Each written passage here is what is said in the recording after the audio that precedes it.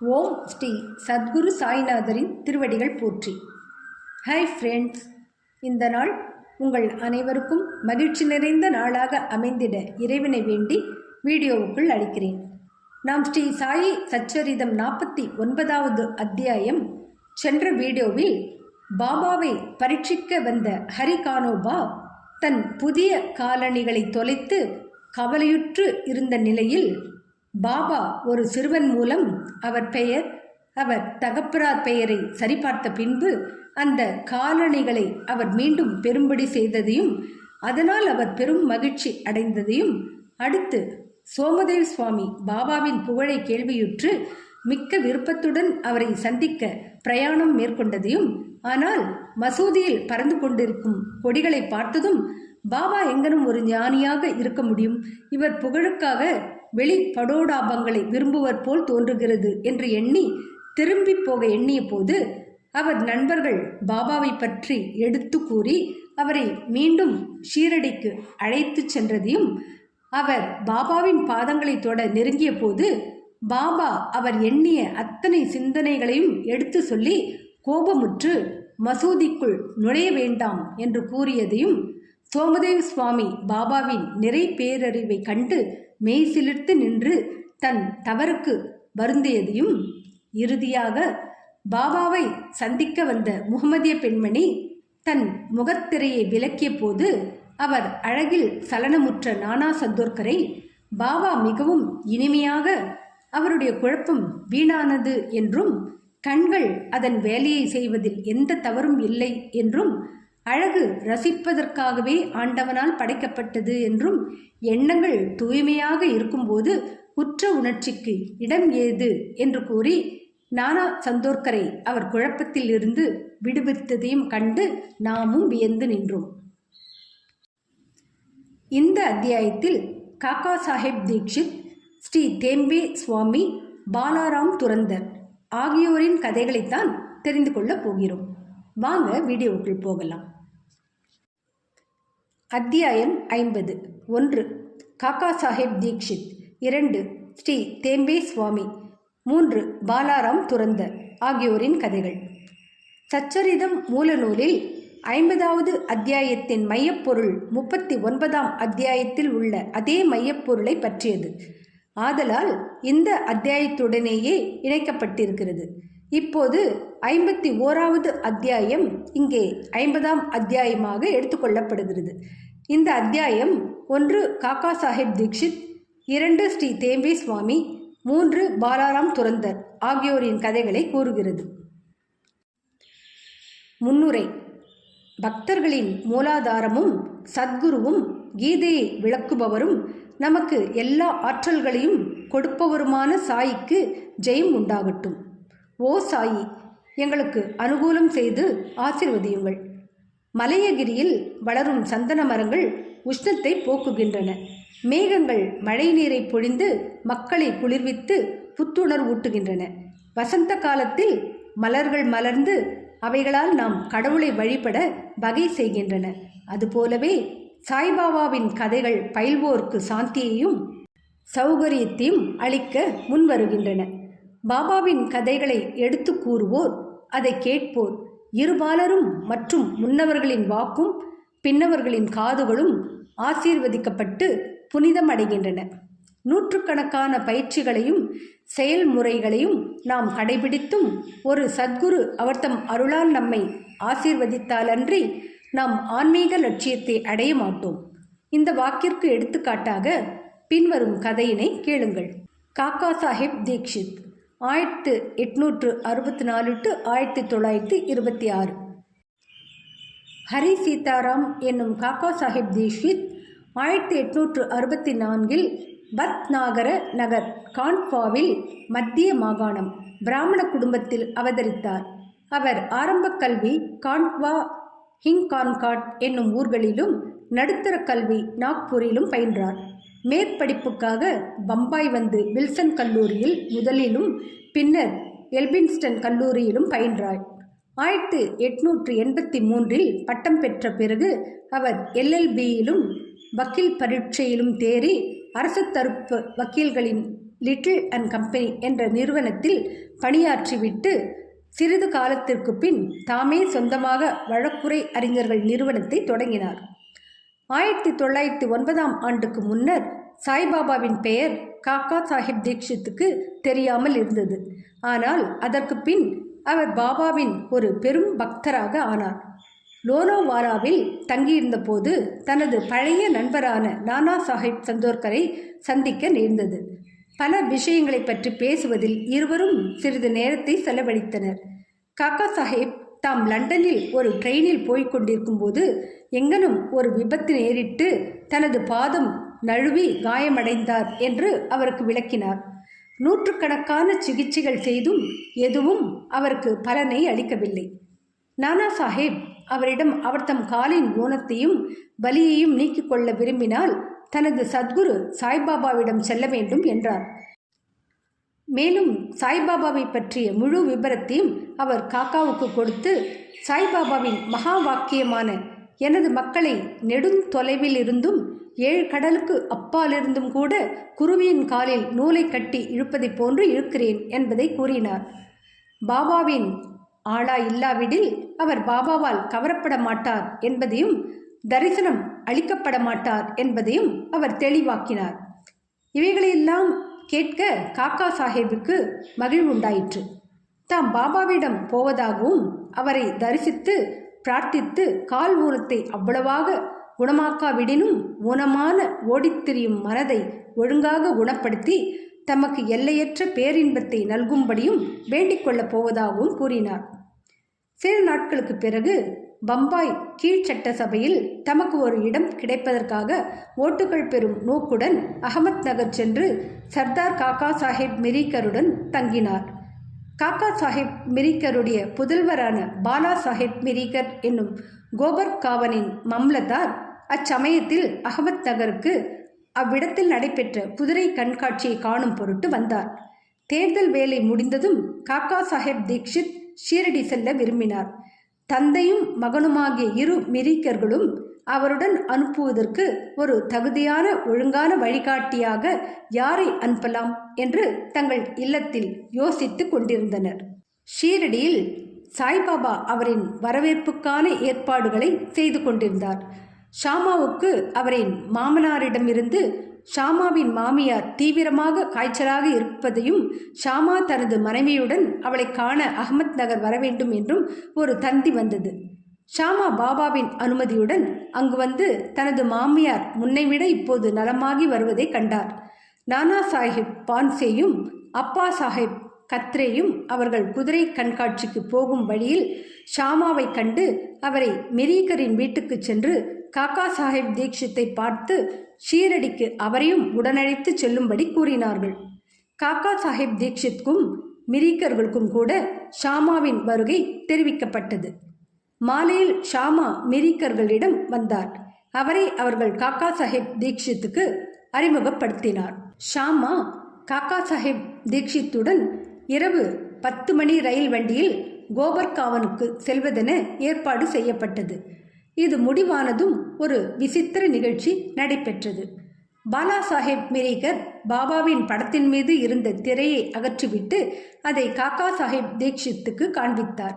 யாரை பார்க்க ஷீரடிக்கு போகப் போகிறாரோ அவர் அவ்விடத்திலேயே தமது சித்திர ரூபத்தில் வரவேற்க இருந்ததைக் கண்டு அவர் ஆச்சரியப்பட்டார். அவர் மிகவும் மனமுருகி படத்தின் முன் வீழ்ந்து பணிந்தார். அப்படம் மேகாவுடையது. அதன் மேல் உள்ள கண்ணாடி உடைந்து விட்டதால் பழுது பார்க்க அது மிரிக்கர்களிடம் அனுப்பப்பட்டிருந்தது. தேவையானபடி பழுது பார்க்கப்பட்டு விட்டபடியால் படத்தை இப்போது ஷாமாவிடமும் காக்கா சாஹேபுடனும் அனுப்புவது என்று தீர்மானிக்கப்பட்டது. 10 மணிக்கு முன்னரே அவர்கள் ரயில் நிலையத்துக்கு சென்று நுழைவுச்சீட்டு வாங்கி கொண்டனர். ஆனால் வண்டி வந்ததும் 2ஆம் வகுப்பு மிகவும் கூட்டமாக இருப்பதையும் அவர்களுக்கு இடமில்லாமல் இருப்பதையும் அறிந்தனர். அதிர்ஷ்டவசமாக அந்த வண்டியின் கார்டு காக்கா சாஹேபின் நண்பராக இருந்தார். அவர்களை முதல் வகுப்பில் அமர்த்தினார். இவ்வாறாக அவர்கள் சௌக்கியமாக பிரயாணம் செய்து கோபர்காவனில் இறங்கினார்கள். ஷீரடிக்கு செல்ல நானா சாஹிப் சந்தோர்கரும் அங்கு வந்திருப்பதை அவர்கள் கண்டபோது அவர்களின் மகிழ்ச்சிக்கு எல்லை இல்லை. காக்கா சாஹேபும் நானா சாஹேபும் ஒருவரை ஒருவர் கட்டி தழுவிக்கொண்டனர். பிறகு புனித கோதாவரியில் நீராடிய பின்னர் அவர்கள் ஷீரடிக்கு புறப்பட்டனர். அங்கு போய் சேர்ந்து பாபாவின் தரிசனத்தை பெற்றவுடன் காக்கா சாஹேப்பின் மனது உருகியது. அவர் கண்கள் குளமாயின. அவர் மகிழ்ச்சி பெருக்கில் மூழ்கடிக்கப்பட்டார். பாபா அவரிடம் தாம் கூட அவருக்காகவே காத்து கொண்டிருந்ததாகவும் அவரை வரவேற்பதற்காகவே ஷாமாவை முன்னால் அனுப்பியதாகவும் கூறினார். பின்னர் காக்கா சாஹேப் பல சந்தோஷமான வருடங்களை பாபாவின் கூட்டுறவில் கழித்தார். ஷீரடியில் அவர் ஒரு வாதா சத்திரம் கட்டினார். ஏறக்குறைய அதே நிரந்தர வாசஸ்தலமாக ஆக்கி கொண்டார். பாபாவிடமிருந்து அவர் பெற்ற அனுபவங்கள் எண்ணற்றவை ஆதலால் அவைகளையெல்லாம் கூறுவதற்கு இங்கு இடமில்லை. இது குறித்து சாய்லீலா சஞ்சிகை தொகுப்பு 12 எண் 6, 7, 8, 9 காக்கா சாஹேப் தீக்ஷித் சிறப்பு மலரை பார்க்குமாறு வாசகர்கள் கேட்டுக்கொள்ளப்படுகிறார்கள். ஒரே ஒரு உண்மையை கூறி இந்த விஷயத்தை முடித்துக் கொள்கிறோம். பாபா அவரை நான் உன்னை புஷ்பக விமானத்தில் எடுத்துச் செல்கிறேன் என்று கூறியிருந்தார். அதாவது மகிழ்வான மரணத்தை அவருக்கு கொடுத்தல். இது உண்மையாயிற்று. 1926ஆம் வருடம் ஜூலை மாதம் 5ஆம் தேதி அவர் ஹேமந்த் பந்துடன் ரயிலில் செல்லும்போது சாய்பாபாவை பற்றி பேசிக் கொண்டிருந்தார். அவர் நினைவிலேயே ஆழ்ந்திருந்தார். திடீரென தனது கழுத்தை ஹேமந்த் பந்தின் தோள்களில் சாய்த்து எவ்வித வலியோ அசௌகரியமோ இன்றி காலமானார். ஸ்ரீ தேம்பே சுவாமி. ஞானிகள் ஒருவருக்கொருவர் சகோதர பாசத்துடன் எங்கனம் நேசித்துக் கொள்கிறார்கள் என்பதை விளக்கும் அடுத்த கதைக்கு வருவோம். ஸ்ரீ வாசுதேவானந்த் சரஸ்வதி என்ற தேம்பே சுவாமி என்பார் ஒருமுறை ஆந்திராவில் கோதாவரி கரையில் உள்ள ராஜமகேந்திரியில் வந்து தங்கியிருந்தார். அவர் பக்தியும் வைதீகமும் உடைய ஞானியாகவும் யோகியாகவும் இறைவனாகிய தத்தாத்திரேயரின் பக்தருமாக விளங்கி வந்தார். நிஜாம் ராஜ்யத்தை சேர்ந்த நாந்தேட் நகரின் வக்கீலான ஸ்ரீ புண்டலிக் ராவ் என்பவர் சில நண்பர்களுடன் அவரை காணச் சென்றிருந்தார். அவர்கள் அவருடன் பேசிக் கொண்டிருந்த போது ஷீரடி சாய்பாபா முதலிய பெயர்கள் தற்செயலாக அப்பேச்சின் போது கூறப்பட்டன.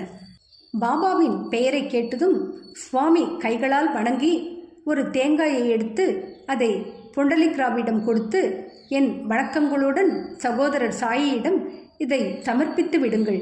என்னை மறந்துவிடாமல் என் மேல் அன்புடன் இருக்க சொல்லுங்கள் என்றார். மேலும் சுவாமிகள் பொதுவாக யாரையும் வணங்குவதில்லை. ஆனால் இவ்விஷயத்தில் இந்த விதிவிலக்கு செய்யப்பட வேண்டும் என்றும் கூறினார். புண்டலிக் ராவ் தேங்காயையும் செய்தியையும் பாபாவிடம் எடுத்துச் செல்ல சம்மதித்தார். பாபாவை சகோதரன் என்று இந்த சுவாமி அழைப்பது சரியே. ஏனெனில் அவருடைய வைதீக சம்பிரதாயப்படி அக்னிஹோத்திரம் என்ற புனித நெருப்பை இரவும் பகலும் அவர் காத்து வந்ததைப் போலவே பாபாவும் தமது அக்னிஹோத்திரத்தை, அதாவது தூணியை, மசூதியில் எப்போதும் எரியவிட்டு கொண்டிருந்தார். ஒரு மாதத்திற்கு பின்னர் புண்டலிக் ராவும் மற்றவர்களும் தேங்காயுடன் ஷீரடிக்கு புறப்பட்டு மன்மாடை வந்தடைந்தனர். தாகமாக இருந்ததால் ஓர் ஓடைக்கு தண்ணீர் பருக சென்றனர். வெறும் வயிற்றில் தண்ணீர் குடிக்கக்கூடாதாகையால் கொஞ்சம் சிவடா என்ற காரம் கலந்த அவலை சிற்றுண்டியாக உட்கொண்டனர். அது அதிக காரமாக இருந்ததால் யாரோ ஒருவர் தேங்காயை உடைத்து தேங்காய் பூவை அதனுடன் கலந்து விடலாம் என்று கூறி அதே போல் செய்தும் விட்டார். சிவடாவை அதிக சுவையுள்ளதாகவும் நாவுக்கு ருசியுள்ளதாகவும் செய்து கொண்டனர். துரதிர்ஷ்டவசமாக அந்த தேங்காய் புண்டலிக் ராவிடம் ஒப்படைக்கப்பட்ட தேங்காயாக இருந்தது. அவர்கள் ஷீரடியை நெருங்கியதும் புண்டலிக் ராவ் தம்மிடம் ஒப்படைக்கப்பட்ட பொருளாகிய தேங்காய் உடைக்கப்பட்டு உபயோகப்படுத்தப்பட்டு விட்டது என்பதை வெகு வருத்தத்துடன் அறிந்தார். பயந்து நடுங்கிக் கொண்டு ஷீரடிக்கு வந்து சாய்பாபாவை பார்த்தார். பாபா முன்னமேயே தேம்பே சுவாமி தேங்காய் அனுப்பியுள்ள கம்பியில்லா தந்தியின் செய்தியை பெற்றுவிட்டார். பாபா தாமாகவே தமது சகோதரன் கொடுத்தனுப்பியுள்ள பொருளை முதலில் கொடுக்கும்படி புண்டலிக் ராவிடம் கேட்டார். அவர் பாபாவின் பாதங்களை பிடித்து கொண்டு தமது குற்றத்தையும் கவனமின்மையும் கூறி மனம் வருந்தி பாபாவின் மன்னிப்பை வேண்டினார். மற்றொரு தேங்காயை அதற்கு பதிலாக கொடுத்து விடுவதாக கூறினார். ஆனால் அத்தேங்காய்க்கு இணையாக வேறொன்றை ஈடு செய்ய முடியாதென்றும் சாதாரண காயை காட்டிலும் பல மடங்கு அது உயர்ந்ததென்றும் கூறி பாபா அதை பெறுவதற்கு மறுத்துவிட்டார். மேலும் பாபா கூறினார், இனிமேல் இவ்விஷயத்தை பற்றி நீ கவலை கொள்ள தேவையில்லை. எனது விருப்பத்தின் காரணமாகவே தேங்காய் உன்னிடம் ஒப்படைக்கப்பட்டு முடிவில் உடைக்கப்பட்டும் விட்டது. செயல்களின் கர்த்தாவாக உன்னையே ஏன் நீ ஆக்கிக் கொள்கிறாய்? நற்கருமங்களையோ அல்லது தீய செயல்களையோ செய்யும் கர்த்தாவாக உன்னை நீயே எண்ணிக்கொள்ளும் உணர்வை அனுமதிக்காதே. எல்லாவற்றிலும் முழுமையாக அகங்காரமற்று இரு. அதனால் உனது ஆன்மீக முன்னேற்றம் துரிதமடையும் என்றார். எத்தகைய அழகிய ஆன்மீக போதனையை இந்நிகழ்ச்சியின் மூலம் பாபா உணர்த்தியிருக்கிறார். பாலாராம் துரந்தர் 1878 to 1925. பாலாராம் துரந்தர் பம்பாய் சாந்தா குரூஸை சேர்ந்த பதாரே பிரபு இனத்தை சேர்ந்தவர்.